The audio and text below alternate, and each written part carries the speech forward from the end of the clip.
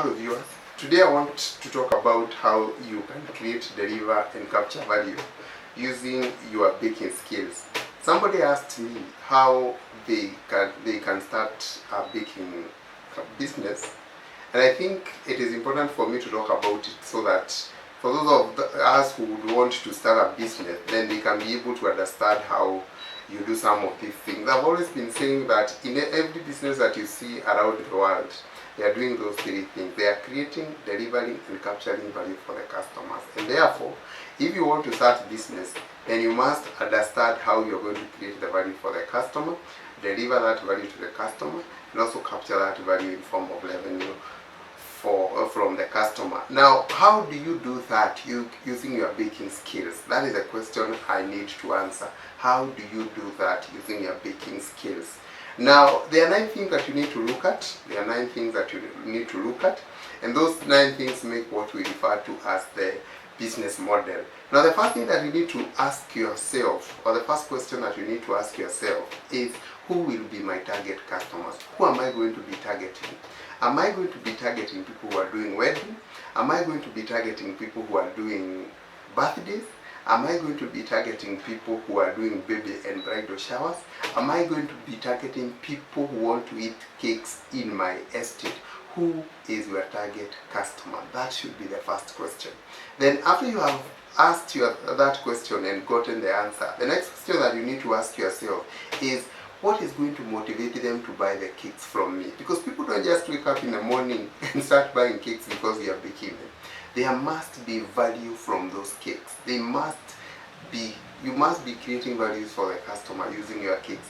Now, you can create value by maybe charging them a cheaper price than what they are getting in the market.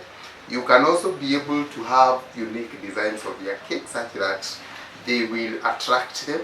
You can also be able to create value by your location, where you are located, where you are selling your cakes. Maybe it may be near a school which has children who are doing birthdays, and these are going to go hand in hand with your targeted customers buying your cake.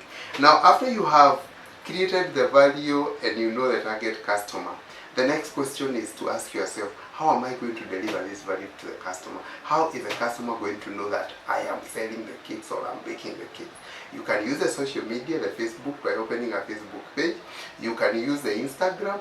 You can open a shop or have a premise in the estate if you're targeting people in the estate, or you can be visiting weddings and maybe telling people that you can be able to do that for them. Now, having created the value and also known the target customers and also known the delivery channels that you're going to use so that these people can be able to know about your cakes, the next question that you need to ask yourself is about the resources, the key resources that you need for you to start. What do I need for my business to start? You need baking materials, you need electricity, you need maybe a premise, you need so many things. So you list all those things that you need for you to start, and they must be the key things or the key resources, the most important resources that you need in your business.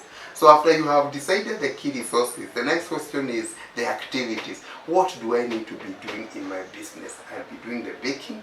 Maybe I can also be training people about how to bake cakes. And these activities must go hand in hand with the revenues. How are they going to generate revenues for you? So majority of your activities must also be a source of revenue for your business. Maybe if you're baking the cakes, you're going to make money by selling the cakes. If you're training students, you're going to make money by maybe charging them a fee, a training fee, etc. Now, having known the resources and the key activities, you need to ask yourself about the key partners that you need in your business. Who are these people that I need most so that I can be able to start a business? So if you have a premise, you need the county government because you require the licenses.